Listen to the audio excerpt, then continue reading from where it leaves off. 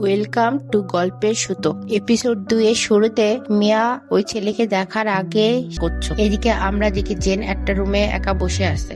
তখনই এসক্রেস সেখানে আসে এবং জেনকে জিজ্ঞাসা করে, তুমি এখানে কি করছো? এর আগে ভেবে নিও।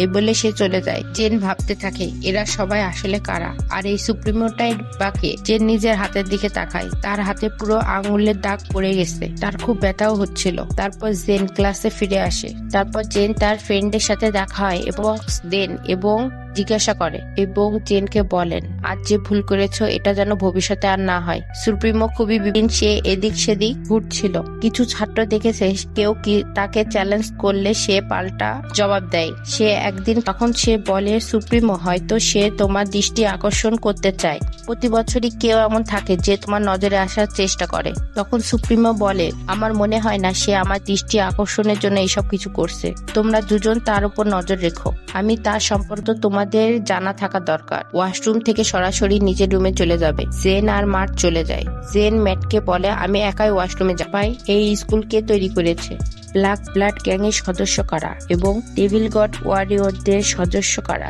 নিকি যে রুলস গুলোর কথা বলেছিল, সে কিছু মানুষ এসে তাদের ধরে ফেলে। তখনই ম্যাট এবং জেন তাদের মোকাবেলা করতে শুরু করে। তারা পালানোর চেষ্টা করছিল। ঠিক তখনই ম্যাটকে কেউ ছুরি মারলো। ম্যাট এবং জেন একটি জায়গায় লুকিয়ে পড়লো। জেন ম্যাটকে বলে, আমরা এখানে চলে এসেছি। এটাই হলো এসব গ্যাং সম্পর্কে জানার সঠিক জায়গা এবং সময়। ম্যাট তাকে মানা করে এবং রুমে যুক্ত এই লাল চিহ্নযুক্ত ছেলে আবার কে? ম্যাটের সঙ্গে কি বা হয়েছে? তারা দ্রুত গেট খুলে দেয় এবং ছেলেটি ম্যাটকে নিয়ে ভিতরে যায় এবং টেবিলের উপর শুয়ে দেয়। জার্মান জেনকে জিজ্ঞাসা করে, ম্যাট শেষে ছেলেটির ফেস আমাদের দেখানো হয়। আর এভাবে এপিসোড 2 এখানে শেষ হয়ে যায়। যদি ভিডিওটি ভালো লেগে থাকে তাহলে চ্যানেলটি সাবস্ক্রাইব করে রাখো। ধন্যবাদ।